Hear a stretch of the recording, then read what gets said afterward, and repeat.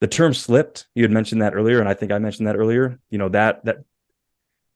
That only really applies if you slip on something with your foot. It doesn't really apply to joints, unless, yeah. I mean, I've never heard that in a professional sense, being like, "Oh, your disc has slipped, or your hip has slipped, or your pelvis has slipped." I've never.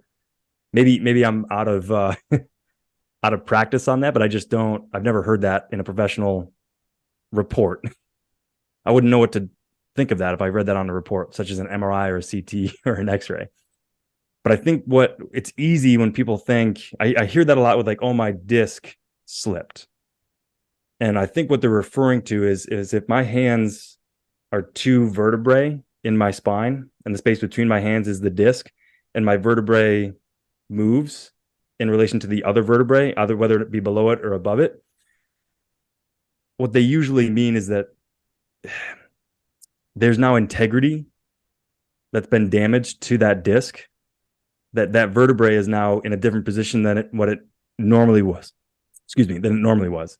It doesn't mean that your vertebrae is now like slipping and sliding like it's on ice skates in your spine every time you move. That's not the case. There are so many tissues in place that make your spine stable. So the term slipped, I think, should be just totally removed. That should never be used to be describing whatever's going on in the human body.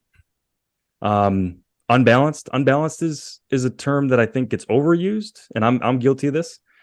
It's just an easy way to say like, oh yeah, hey, you're unbalanced. Like, let's just get you balanced out, and you're good, kind of thing, right?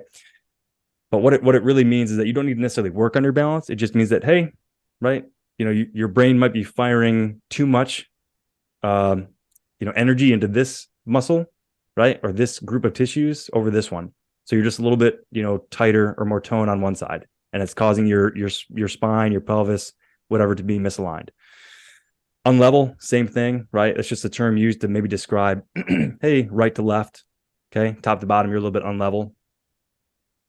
That has more to maybe do again with like balance of the brain, the nervous system, trying to make sure that your eyes are level, okay? Because if your spine is all crooked, you're definitely unlevel, right? But I think it's a term that I think people just use as like, oh, I'm unlevel, I'm unlevel, I'm unlevel. No. It's just, hey, we're working on your curves. As far as the short and the long leg, those are just terms that at least I use as just a way to go about my processing and my diagnosis. Oh, hey, your right foot is short when you're laying face down. I bend your knees, it stays short. That's going to give me a different idea of where to adjust versus, your foot is short when you're face down. I bring your knees up and your right foot goes a little bit longer. That's going to give me two different areas to adjust. It doesn't mean that you're walking around with one foot that's like longer than your left. It doesn't mean that, like you said, James, you're not born with a longer leg than the other one. Like I said, you can be, but just because a chiropractor or a healthcare professional says, oh, your right foot is short, oh, your left leg is long, in my mind, unless they're congenitally or AKA born with a longer leg, or they developed a longer leg or whatever from a trauma, you just make sure that you explain that to your patient that, hey, yep, it just showed up a little bit longer. Let's get you adjusted. Let's recheck you, make sure you're balanced out. Right.